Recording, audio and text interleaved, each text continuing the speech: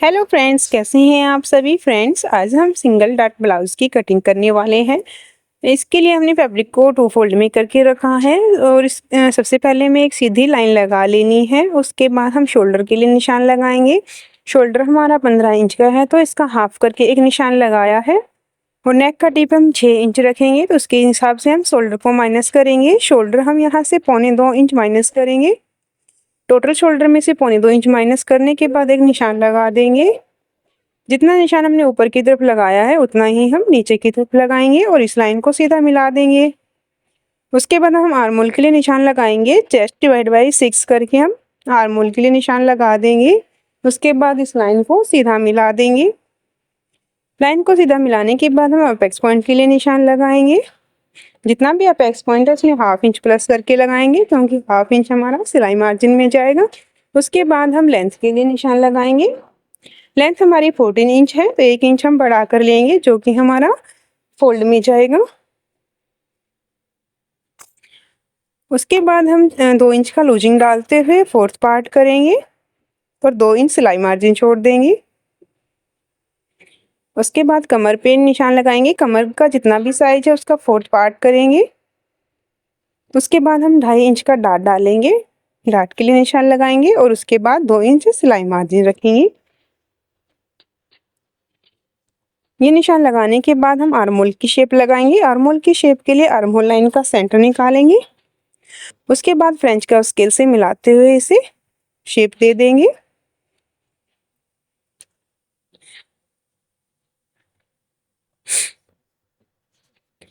हमारा नेक 6 inch deep है, 6 inch deep है। इसके लिए हम ऊपर से 0.25 इंच जितना शोल्डर को माइनस करेंगे। ऊपर से शोल्डर को माइनस करने के बाद 1/2 इंच सिलाई का मार्जिन छोड़ते हुए हम आर्म होल का राउंड चेक कर लेंगे कि हमारा आर्म होल का राउंड परफेक्ट आ रहा है या नहीं।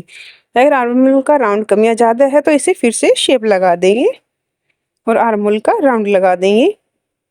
अब हम अपेक्स पॉइंट के लिए निशान लगाएंगे। अपेक्स टू अपेक्स हम 3.5 इंच पर लगाएंगे, क्योंकि हमारी कमर का चेस्ट का साइज है 35 इंच। उसके बाद कमर वाली लाइन पे हम आधा इंच कम करके 3 इंच का निशान लगाएंगे और 2.5 इंच हम डाट के लिए निशान लगाएंगे। इन निशान को आपस में मिला देंगे। ये डाट डालने के बाद हम आर्म होल की डाट डालेंगे। आर्म होल की डाट हम कमर की डाट से हाफ डालेंगे। आर्म होल की डाट 1.25 इंच की डालेंगे, 1.25 इंच का हाफ करेंगे और यहाँ से एक निशान लगा देंगे। जहाँ से निशान लगाया है वहाँ से आधा इंच सिलाई मार्जिन छोड़ते हुए जहाँ भी हमारा 1.25 इंच बैठता है वहाँ पे एक निशान लगा देंगे। इस निशान को हम अपेक्स पॉइंट के साथ मिलाएंगे। इस डाट को हम अस्तर में ही हाइड कर देंगे। मेन फैब्रिक के ऊपर इस डाट को हम शो नहीं करेंगे। डाट डालने के बाद यहाँ से हम कमर की डाट को सेट करेंगे। या तो हम इसे फ्रेंच कर्व स्केल से सेट कर सकते हैं। फ्रेंच कर्व स्केल को रखेंगे और यहाँ से इसको राउंड में शेप दे देंगे। अगर हमें इसको फ्रेंच कर्व से नहीं करना है तो जितने भी हमारी डाट है उसका सेंटर निकालेंगे। इस डाट को हमें अपेक्स पॉइंट से 1/2 इंच नीचे ही रखना है। आधा इंच ऊपर तक हमें इस डाट को 2.5 इंच जितना ही रखना है। उसके बाद इसका सेंटर निकालेंगे और उसका भी सेंटर निकालेंगे। नीचे वाले निशान को आधा इंच दूर रखेंगे और जो सेंटर वाला निशान है उसको 0.25 इंच जितना अंदर की तरफ रखेंगे और यहाँ से इसको राउंड शेप लगा देंगे। उसके बाद हमें आर्म होल की डाट को भी सेट करना है। उससे पहले हम फिटिंग के लिए निशान, जहाँ हमने निशान लगाया है उस लाइन को सीधा मिला लेते हैं। इन निशान को मिलाने के बाद हम आर्म होल की डाट को मेजर करेंगे। ये डाट हमारी 7 इंच से 2 लाइन ज़्यादा है। नीचे वाली जो डाट है उसको भी हम इसके बराबर कर लेंगे और एक निशान लगा देंगे। जब हम यहाँ से इस डाट को स्टिच करेंगे तो हमारा आर्म होल का शेप ऊपर नीचे हो जाएगा। उसको सेट करने के लिए हमें आर्म होल की फिर से शेप लगानी पड़ेगी। अब हमने पहले नीचे वाले डाट को सेट कर लेना है। नीचे वाली दोनों डाट जितनी भी हमारी कम ज़्यादा है उतना ही हम निशान लगाएंगे। ये डाट हमारी आधा इंच लंबी है तो यहाँ से आधा इंच निशान लगाएंगे और साइड फिटिंग की तरफ से इसका डबल करके एक निशान लगाएंगे। साइड फिटिंग की तरफ से 1 इंच का निशान लगाएंगे और ये एक्स्ट्रा फैब्रिक हम कट करके निकाल देंगे। अब जितनी भी हमारी डाट एक्स्ट्रा थी उतना ही हम आर्म होल की तरफ निशान लगाएंगे और एक लाइन ड्रॉ कर देंगे और ऊपर आर्म होल की जो डाट हमारी एक्स्ट्रा थी उसके साथ इसको मिला देंगे और फिर से नए आर्म होल की शेप लगा देंगे। अब हम इस तरीके से जब डाट को स्टिच करेंगे तो हमारा आर्म होल अपने आप से पुराने आर्म होल के साथ मिक्स हो जाएगा। अब इसको एक बार हम इस तरीके से रख कर स्टिच कर लेंगे या फिर हमें अभी से इसको कट करना है तो इसको कट करके निकाल देंगे। इससे पहले हम नेक के लिए शेप लगा देते हैं। रेडी शोल्डर मैंने 2 इंच का रखा है तो 3 इंच हमने फैब्रिक को रखते हुए यहाँ से निशान लगाया है और इसको कट करके निकाल देंगे। नीचे की तरफ का फैब्रिक भी हमारा एक्स्ट्रा फैब्रिक है, इसे भी हम कट करके निकाल देंगे। आर्म होल की तरफ से हमें एक बार सीधा ही कट कर लेना है।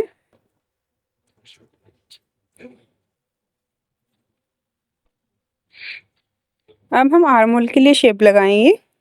आर्म होल के लिए शेप लगाने के लिए हमने पहले इस डाट को पिन से सिक्योर कर लेना है। यहाँ से हम पिन लगाकर इसको सेट कर लेंगे।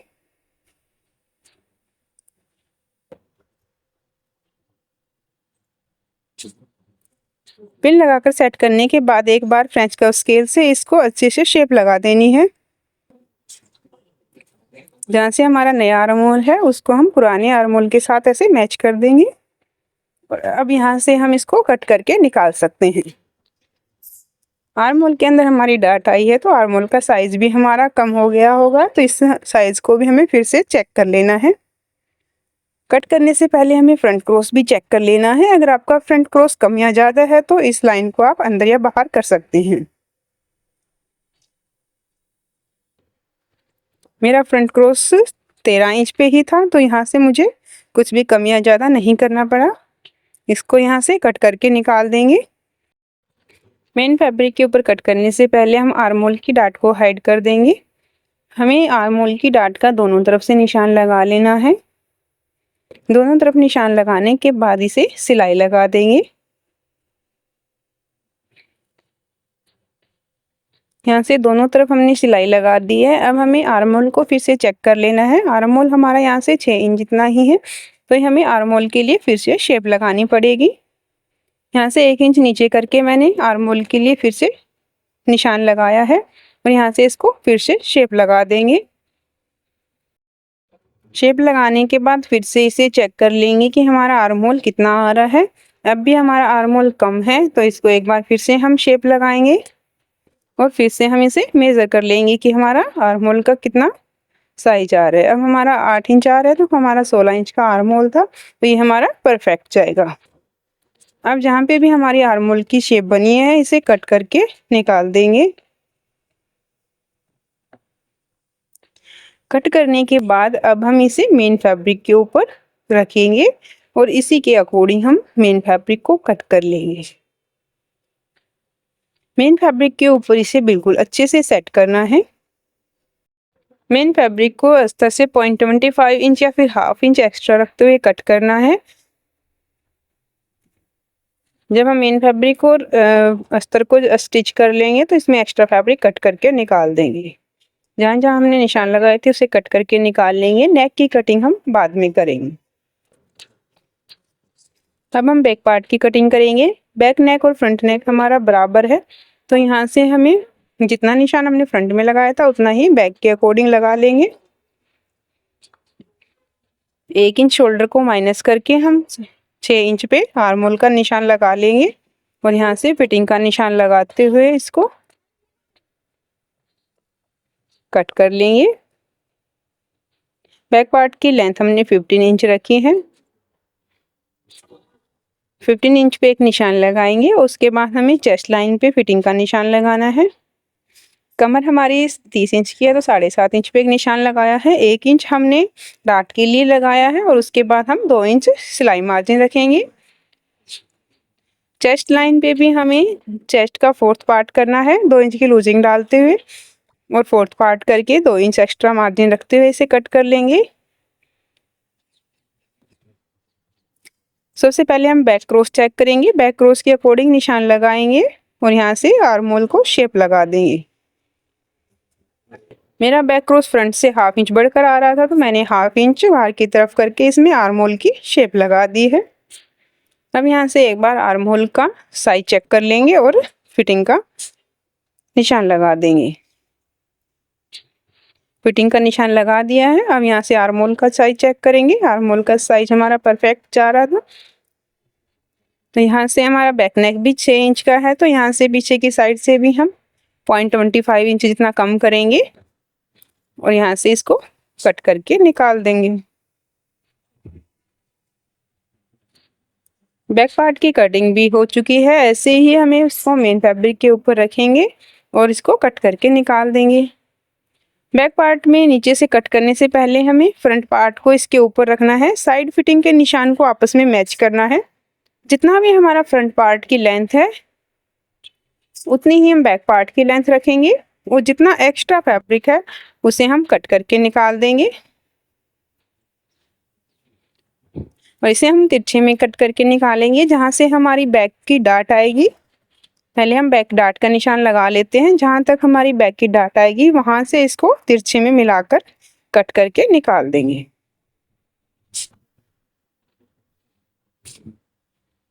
इस तरीके से हमारी फ्रंट और बैक पार्ट की कटिंग हो चुकी है। बैक पार्ट के अस्तर को हम मेन फैब्रिक के ऊपर रखेंगे और इसको यहाँ से कट करके निकाल देंगे। उसके बाद हम स्लीव्स की कटिंग करेंगे।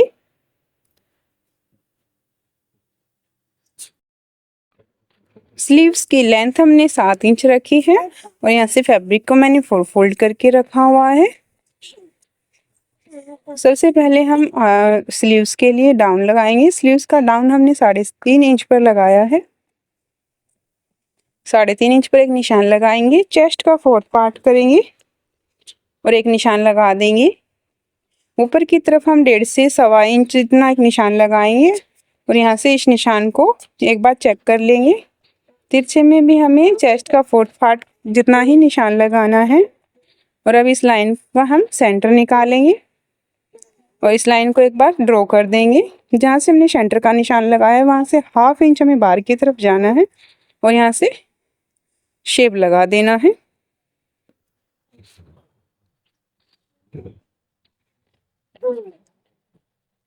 नीचे की लाइन का भी हमें सेंटर निकाल लेना है और अंदर की तरफ करते हुए इसमें शेप लगा देना है। यहाँ से 0.25 जितना अंदर जाएंगे और शेप लगा देंगे। अब जहाँ से हमने आर्महोल की शेप लगाई है वहाँ से इसको कट करके निकाल देंगे। कट करने के बाद हम मोरी का निशान लगाएंगे। 2 इंच सिलाई मार्जिन रखेंगे और इस निशान को मिलाते हुए इसे कट करके निकाल देंगे। अब हम इसे मेन फैब्रिक के ऊपर रखेंगे। मेन फैब्रिक को फोल्ड करेंगे और अस्तर वाला हिस्सा इसके ऊपर रख देंगे और कट कर देंगे। जहाँ भी हमारा एक्स्ट्रा फैब्रिक है वहाँ से हम जॉइंट लगा लेंगे। हमारी वर्क वाली स्लीव्स है तो इसमें हम सिंगल स्लीव करके कट करेंगे और जो एक्स्ट्रा फैब्रिक है उसे कट करके निकाल देंगे। फ्रेंड्स, अगर आपको वीडियो अच्छी लग रही है तो वीडियो को लाइक करें, शेयर करें और अगर आप चैनल पर नए हैं तो चैनल को जरूर से सब्सक्राइब करें। मिलते हैं नेक्स्ट वीडियो में, तब तक के लिए बाय बाय, टेक केयर।